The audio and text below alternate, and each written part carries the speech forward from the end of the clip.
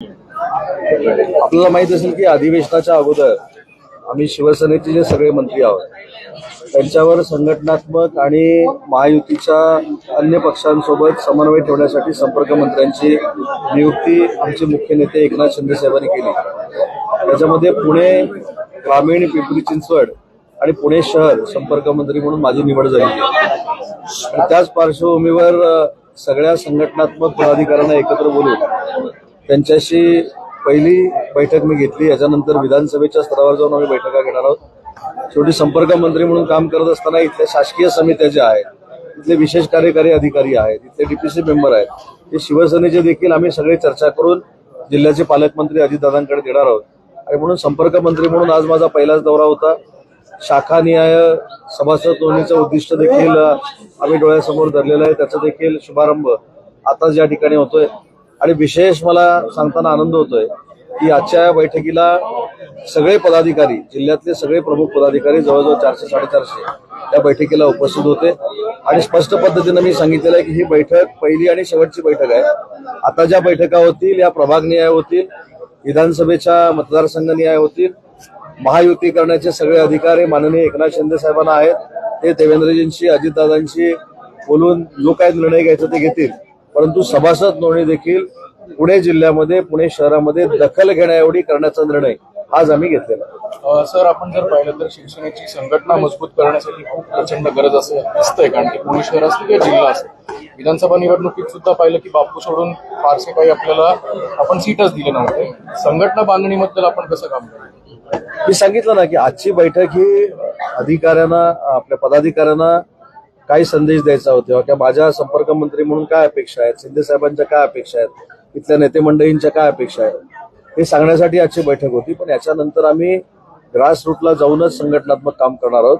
संघटना नाही अशातला भाग नाही। माझ्यापासूनच सुरुवात करायचं म्हटलं तर मी कुठेतरी कमी पडतोय असं समजून आपण कामाला लागलं पाहिजे आणि याच्यातनं फार मोठी संघटना वर्षभरामध्ये उभी राहील। आणि मी तुम्हाला अगदी 100% या ठिकाणी सांगतो की संघटना बांधून झाल्यानंतर या 6 ते 7 महिन्यामध्ये सगळ्यात मोठा मेळावा म्हणा, सभा म्हणा, ही पुणे शहरामध्ये किंवा पुणे ग्रामीण भागामध्ये जिल्ह्याच्या वतीनं आम्ही घेणार आहोत। लांब आहेत, स्थानिक स्वराज्य संस्थेच्या निवडणुका आणखी लांब आहेत, कुठल्याही वर्तवलं जात नाहीये की कधी निकाल येईल, काय येईल। पण तुमच्या नेत्यांनी बोलताना एक भाकीत केले की ऑक्टोबर महिन्यात होण्याची शक्यता आहे। उदय सामंतांचे असे काही इनपुट्स आहेत का? उदय सामंतांचे त्यांनी असं होऊ शकते असं म्हटलेलं आहे। काही इनपुट्स आहेत का? नाही, इनपुट्स आपण कशाला द्यायचे? त्यांनी आता म्हटलं, त्या आता बापू असं म्हणाले ना की ऑक्टोबरपर्यंत होऊ शकतात, आता ऑक्टोबरपर्यंत होऊ शकतात हे टार्गेट धरून आम्ही कामाला लागू। ऑपरेशन टायगरच्या पहिल्या भागात दंगेकरांचा प्रवेश आपल्याला पाहायला मिळाला। दुसऱ्या ऑपरेशन टायगरच्या अंकामध्ये कोणाचा सहभाग आहे? विशेषतः 3 माजी आमदारांच्या नावाचा उल्लेख होत होता। 3 माजी आमदार एक तर आले, दोघांचे पडद्याआड दंगेकरांसारखंच काय घडतंय? पडद्याआड दंगेकरांबाबत काहीच घडलं नाही। काय जबाबदारी दिली? दंगेकरांवर देखील फार मोठी जबाबदारी आहे, ते पार पाडतायत। त्याची प्रचिती देखील तुम्हाला 8 ते 10 दिवसामध्ये येईल। आज सहयोगी सदस्य म्हणून मी आज शरदजींचं देखील फार मोठं कौतुक केलं की अपक्ष म्हणून निवडणूक लढण्यानंतर सुद्धा शिंदे साहेबांच्या प्रेमापोटी, शिवसेनेच्या प्रेमापोटी आज आमचे ते सहयोगी सदस्य आहेत। त्याच्यामुळे त्यांचं देखील शिवसेनेवर प्रेम आहे। असे अनेक कार्यकर्ते एकनाथ शिंदे साहेबांवर प्रेम करणारे आहेत। आणि मी मगाशी असं म्हटलं की बाकीच्यांना दखल घेण्या एवढी सभासद नोंदणी पिंपरी चिंचवड, पुणे शहर आणि पुणे ग्रामीणमध्ये होईल। गेल्या काही दिवसांपासून जर आपण बघितलं तर उद्धव ठाकरेंच्या शिवसेनेतली मोठी संख्या आपल्याकडे वळवण्यात तुम्हाला यश आले। काय नेमका सगळं फॉर्म्युला तुम्ही जुळून आणले की एवढे मोठ्या? त्याच्यामध्ये फॉर्म्युल्याची मला असं वाटतं काही आवश्यकता नाही। 2.5 वर्षामध्ये माननीय एकनाथ शिंदे साहेबांनी केलेलं विकासात्मक काम आणि भावनिक आणि संवेदनशील पद्धतीनं केलेली कार्यप्रणाली ही याला कारणीभूत आहे। आणि आता बघा ना, इथं देखील ठीक आहे, काही कालावधीनं उभाठ्यामधले पदाधिकारी आले असतील, परंतु त्यांना देखील विश्वास पटलाय की वंदनीय बाळासाहेबांचा विचार फक्त आणि फक्त एकनाथ शिंदे साहेबच पुढे घेऊन जातात। त्याच्यामुळे हा ओढा, हा कल एकनाथ शिंदे साहेबांकडेच आहे। तुमचे एक सहकारी मंत्री असं म्हणाले की ठाकरे नावाचा ब्रँड संपलाय, म्हणजे दिवसेंदिवस पक्षाला गळती लागते किंवा तुमच्याकडे प्रवेश होत आहे असं म्हणता येईल? मग ठाकरे नावाचा ब्रँड संपला नाही, वंदनीय बाळासाहेबांच्या नेतृत्वाचा विचार करूनच आम्ही पुढे जातोय। त्याच्यामुळं बाकीच्यांचं मी काही सांगत नाही, परंतु वंदनीय बाळासाहेबांनी दिलेली शिकवण आहे तीच घेऊन आम्ही पुढे जातोय, तोच वारसा घेऊन आम्ही पुढे जातोय। कदाचित आमचे शिंदे साहेब कौटुंबिक वारशातले नसतील, परंतु विचाराचे नक्की वारसदार आहेत. हे निवडणुकीतनं सिद्ध झाले. शरददादा भाषणात म्हणाले की बारामतीचाही विधानसभा मतदारसंघात सेनेचे आमदार आहेत. बारामतीसाठी काही स्पेशल प्लॅन केलाय का सेनेने? आपल्याला आठवत असेल कोल्हापूरच्या पत्रकार परिषदेमध्ये अजितदादांनी देखील एक वक्तव्य असं केलं की प्रत्येक पक्षाला आपली संघटना वाढवण्याचा अधिकार आहे. त्याच पद्धतीनं ही सगळी वक्तव्य आहेत. परंतु जर महायुती करायची असेल तर त्याचा निर्णय स्वतः एकनाथ शिंदे साहेब घेतील, हे तुमच्या प्रश्नाचं अंडरलाईन केलेलं उत्तर आहे. पण तुमच्याकडनं सोबळाची तयारी सुरू आहे का? नाही, पक्ष वाढवणं याचा अर्थ स्वबळावरच ताबडतोब आम्ही लढतो याच्यातला भाग नाही. शेवटी पक्ष आमचा वाढला पाहिजे. मी ज्याचा मगाशी उल्लेख केला की बाकीच्या पक्षांना दखल घेण्या एवढी आमची सभासद नोंदणी झाली पाहिजे, तेवढे आमचे लोकप्रतिनिधी असले पाहिजे. उद्या असं समजा महायुतीची बोलणी करताना आमची संघटना पण पाहिजे ना. आमची संघटना पाहिजे, प्रभागात आमचे पदाधिकारी पाहिजे, प्रभागामध्ये आमचे उमेदवार पाहिजे. त्याच्यामुळे महायुती झाली तरी आम्हाला संघटना वाढवायची आहे आणि बाकीचे निर्णय शिंदे साहेब घेतील. पानिपतमध्ये जे स्मारक उभारण्याचा निर्णय राज्य सरकारकडून घेण्यात आला, तुम्ही देखील कसं सांगितलं, नेमकं जितेंद्र आव्हाडांनी त्याच्यावरही आक्षेप घेतलाय. ते कशावर आक्षेप घेत नाही? ते सगळ्या चांगल्या गोष्टीवर आक्षेप घेतात. समर्पक उत्तर मुख्यमंत्र्यांनी दिलं. हा, पानिपतच्या बाबतीमध्ये जे समर्पक उत्तर, म्हणजे ते भाषण सुरू करायच्या अगोदर मला देखील काही गोष्टी त्यातल्या माहिती नव्हत्या, तशा अनेकांना माहिती नसतील. एवढं समर्पक उत्तर मुख्यमंत्री मोदयांनी दिलेलं आहे आणि मुख्यमंत्र्यांचं उत्तर हेच त्यांच्या पत्रकार परिषदेला उत्तर आहे. सर, एक राजकीय प्रश्न आहे. दिशा सालियन प्रकरणामध्ये आदित्य ठाकरेंवरती आरोप झाले, मात्र त्या प्रकरणामध्ये आता एक नवीन ट्विस्ट समोर येतोय की तिची हत्या नसून आत्महत्याच आहे आणि तिच्या वडिलांनी दुसऱ्या एका महिलेसोबत अफेअर जे आहे ते केलेलं होतं. दिशा सालियनचे सगळे पैसे जे आहेत ते वडीलच उडवायचे, त्याच्यामुळे या सगळ्या नैराश्यातून तिने आत्महत्या केली. मालवणी पोलिसांचा निष्कर्ष आहे की तिची हत्या झालेली नाही. मात्र तुमच्या सहकारी मित्रांनी सभागृहामध्ये सुद्धा सांगितलं होतं की आदित्य ठाकरेंचा राजीनामा घ्या. आदित्य ठाकरेंवरती जे आरोप केलेले होते त्या आरोपांचं नंतर पुढे काय? तेव्हा या सगळ्या प्रकरणामध्ये आपण काय झालं तुम्हाला? दोन गोष्टीची फार गल्लत करतो असं मला वाटतं की आमच्या आमदारांनी जी काही भूमिका मांडली होती की त्यावेळी एखादं आमच्या आमदारांवर किंवा खासदारांवर टीका झाल्यानंतर नैतिकता दाखवण्यासाठी ते जे काही बोलतात तशा उद्देशाने आमचे आमदार बोलले असतील. परंतु हा जो सगळा प्रकार आहे तो कोर्टामध्ये आहे. दिशा सालियनच्या वडिलांनी कोर्टामध्ये पिटिशन दाखल केलंय. मी अनेक वेळा असं सांगितलंय आमची भूमिका की त्यांनी त्यांच्याकडे जे पुरावे असतील ते त्यांनी कोर्टामध्ये सादर केले पाहिजेत, कदाचित केले देखील असतील वकिलामार्फत. त्याच्यावर हायकोर्ट जो काही निकाल देईल आणि ज्या काही इन्स्ट्रक्शन सरकारला देईल त्या पद्धतीने सरकार पुढे काम करेल. सर, तुमचे नेहमी तुमच्यावर टीका करणारे संजय राऊत असे म्हणतायत की तुम्ही म्हणालात की देवेंद्र फडणवीस आणि एकनाथ शिंदे यांची मैत्री चांगली आहे, तर ते असं म्हणतात की उदय सामंतांना खूप मोठा गैरसमज आहे की त्या दोघांची मैत्री चांगली असते. एक लक्षात घ्या, मी हे गेले 2 महिने सांगतोय की देवेंद्रजी आणि एकनाथ शिंदे साहेब हे आज पक्ष म्हणून नक्की अलायन्समध्ये आहेत, पण त्यांची राजकारणाच्या पलीकडची देखील दोस्ती आहे आणि दोस्ती करून त्यांनी एकमेकाचा कधी विश्वासघात केला नाही, जसं मागच्या वेळी युती तोडल्यानंतर झालं होतं. आणि म्हणून माझा गैरसमज काही नाही, माझा समजच आहे. आणि पुन्हा एकदा आज सांगतो की देवेंद्रजी फडणवीस मुख्यमंत्री आणि आमचे मुख्य नेते एकनाथ शिंदे साहेबांची जी मैत्री आहे त्याच्यामध्ये कोणीही विषाचा खडा टाकू शकत नाही आणि त्यांची दोस्ती दुभंगू शकत नाही. रायगडच्या पालकमंत्री पदाचा, नाशिकच्या पालकमंत्री पदाचा वाद अजूनही मिटलेला नाही. रायगडचं पालकमंत्री पद शिवसेनेकडेच येईल की राष्ट्रवादीकडे नाही? कारण सूत्रांकडून माहिती मिळते की नाशिकचं पालकमंत्री पद भाजपकडेच राहील. आगामी पुढचा जो मेळावा आहे त्या अनुषंगानं सगळी माझ्या दृष्टीनं सूत्र म्हणजे माननीय मुख्यमंत्री देवेंद्रजी फडणवीस आहेत, माननीय आमचे मुख्य नेते एकनाथ शिंदे साहेब आहेत आणि अजितदादा आहेत. हे ज्यावेळी तिघं स्वतःच्या मुखामधनं सांगतील ती बातमी कन्फर्म. कसब्याच्या पोटनिवडणुकीमध्ये तुम्ही असं म्हणताय की एकनाथ शिंदेंना माहिती होतं की रवींद्र दंगेकरच निवडून येतील, त्यावेळेला महायुतीचा धर्म पाहायला गेला नाही असं वाटतं? आता तुम्ही एखादं वाक्य बोलल्यानंतर त्याचा ताबडतोब दुसरा अर्थ घेण्यामध्ये काय अर्थ नाही, विपर्यास करण्यात काय अर्थ नाही. मी काय बोललो माझं भाषण परत काढून बघा. ज्या पद्धतीनं रवींद्रजी धंगेकरनी सर्वसामान्य कार्यकर्ता म्हणून काम केलं होतं त्यामुळं ती निवडणूक आमच्यासाठी अवघड होती हे आमच्या सगळ्यांचं मत होतं. त्याच्यामध्ये काय तुमचं पण मत तेच होतं.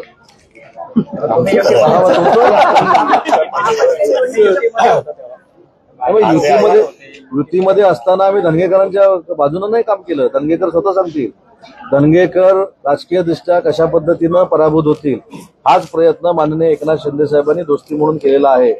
त्याचे पुरावे देखील मी देऊ शकतो. म्हणून मी अनेक पदाधिकाऱ्यांची नावं घेतली. परंतु जी निवडणूक कठीण होती, कठीण म्हणायला काय लोकशाही आहे, याचा अर्थ ती कठीण म्हटल्यानंतर एकनाथ शिंदे साहेबांनी ताबडतोब आपण म्हणता तसं केलं असं नाही. याचं उत्तर तुम्हाला रवींद्रजी धंगेकरच देतील. जेवढी ताकद त्यांच्या विरोधामध्ये आम्हाला शिवसेना म्हणून उभी करता आली तेवढी आम्ही उभी करण्याचा प्रयत्न केला. अनेक उभाटाचे जे शाखा प्रमुख होते त्यांच्या घरामध्ये देखील आम्ही गेलो होतो की यांना मतदान करू नका म्हणून सांगायला. याचे पुरावे आहेत. त्याच्यामुळे एखाद्या वाक्याचा विपर्यास करून ताबडतोब एखाद्याला आरोपीच्या पिंजऱ्यामध्ये उभं करणं चांगलं नाही. ते असं तुम्ही करू नका. त्यावेळी काही तुमच्यातली जी लोक मला भेटली होती त्यांनी देखील मला सांगितलं होतं की ही निवडणूक कठीण आहे. तसंच मी कठीण आहे बोललो. 162 वॉर्डामध्ये प्लॅन करताय तुम्ही सेनेचा, महापालिकेच्या पूर्ण वॉर्डामध्ये खरं तर तुम्ही लढवायचं म्हणताय. पण मग शिवसेना पुण्याचं नेतृत्व नेमकं कोण करेल? म्हणजे आता आमदार आहे तुमच्याकडे, ताई आहे, एकनाथ शिंदे साहेब. चेहरा कोण असेल मुख्य? एकनाथ शिंदे साहेब. म्हणजे शहरासाठी एक लक्षात घ्या, आम्ही माननीय मुख्य नेते एकनाथ शिंदे साहेबांच्या नेतृत्वाखाली काम करतो. ग्रामपंचायतीची निवडणूक जरी लढायची असली तरी ग्रामपंचायतीमध्ये एकनाथ शिंदे साहेब पोहोचलेले आहेत, नगरपालिकेमध्ये पोहोचलेले आहेत. त्यांचं कर्तृत्व नेतृत्व हे जनसामान्यांना माहिती आहे. त्याच्यामुळे पहिली मतं त्यांच्या नावामुळे आम्हाला पडणार आहेत आणि शिवसेना त्या 4 अक्षरांमुळे पडणार आहेत आणि त्याच्यानंतर आमचं कर्तृत्व आहे. आणि ते कर्तृत्व सिद्ध करण्यासाठी 162 ठिकाणी आम्ही लढतो असं कोणीही म्हटलेलं नाही. 162 ठिकाणी आमची संघटना असलीच पाहिजे. प्रत्येक पंचायत समितीमध्ये आमचे शाखा प्रमुख असले पाहिजेत. हे मत मांडायला काय चुकीचं नाही. छोटी संघटना वाढवायची आपण.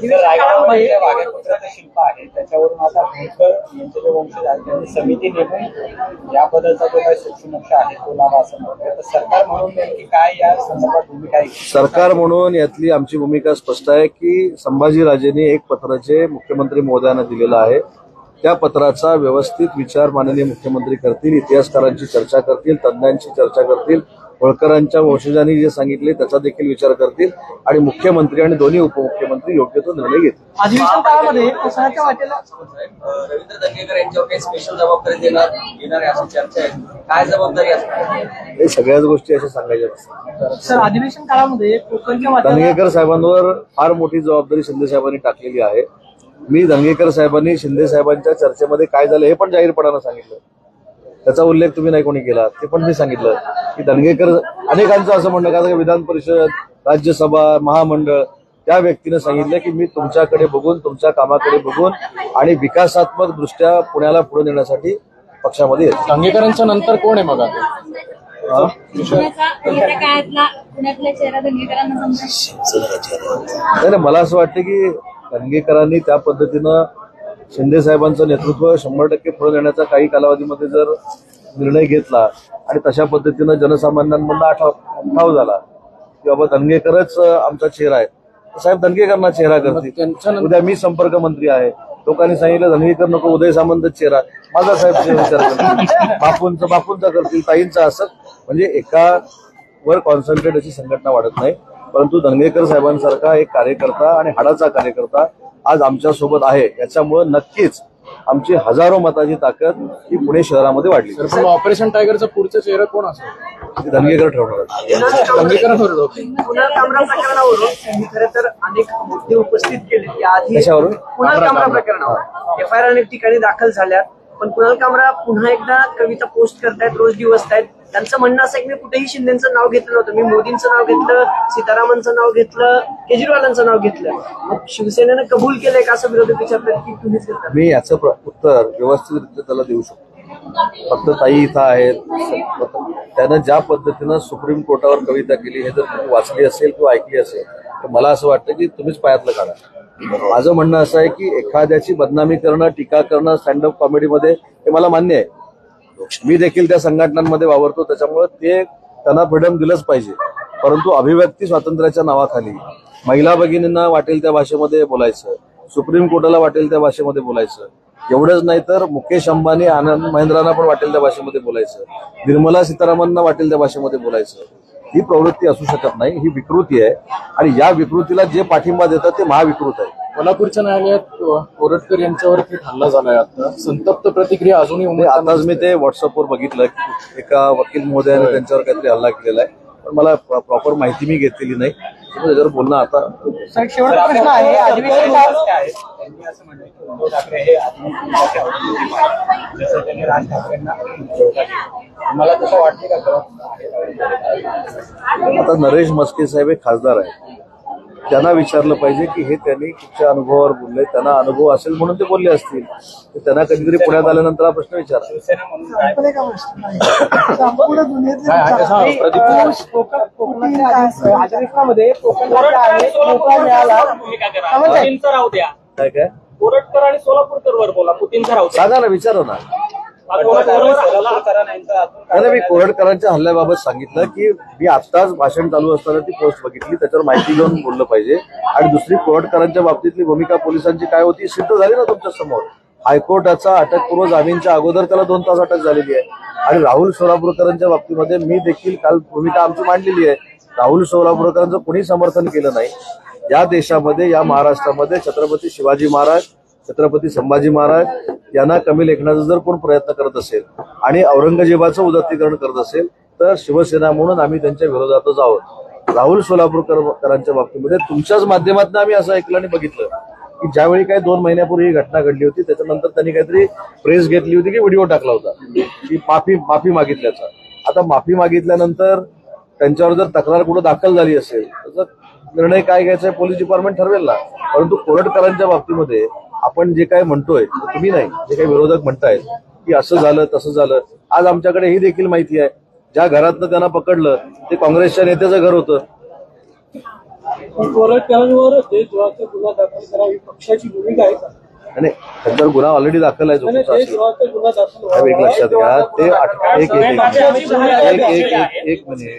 ते एक मिनिट मी काय सांगितलं की आमची भूमिका समजून घ्या. तुमची भूमिका काय बरोबर सांगतो ना. आमची भूमिका त्याला कडक शासन झालं पाहिजे ही भूमिका आहे. कडक शासन झालं पाहिजे. मग त्याच्यावर काय देशद्रोहाचं दाखल करा, अजून काय करा, त्याच्यापेक्षा भयानक करा, अजून नवीन काय करा, पण त्याच्यावर कडक कारवाई झाली पाहिजे. आणि मला जी माहिती आहे त्याच्यामध्ये त्याला काहीतरी 3 ते 4 दिवसाची पोलीस कस्टडी झाली होती. पोलीस कस्टडीमध्ये तो होता, कुठेही हॉस्पिटलमध्ये नव्हता किंवा मॅजेस्टिक कस्टडीमध्ये नव्हता. आजच्या निकालामध्ये काय झालं हे मला माहिती आहे. सर, अधिवेशन काळामध्ये कोकणाला काही मिळालं नाही म्हणून उभाटाचे जे माजी आमदार वैभव नाईक त्यांनी चिपी विमानतळावर टाळच फुटणार असा इशारा दिलेला आहे. ते असं म्हणतात की अधिवेशन काळामध्ये कोकणातली कोणतीही कामं जी आहेत ती मार्गी लागली नाही, त्यामुळे मी चिपी विमानतळाला तो कुलूप लावणार. वैभव नाईकांबद्दल मला असं वाटतं की मी काय बोलावं असं आता. वैभव नाईक हे माजी आमदार आहेत. माझ्या कॉलेजमध्ये होते त्याच्यामुळे मी जरा त्यांचा मान सन्मान ठेवून बोलतो.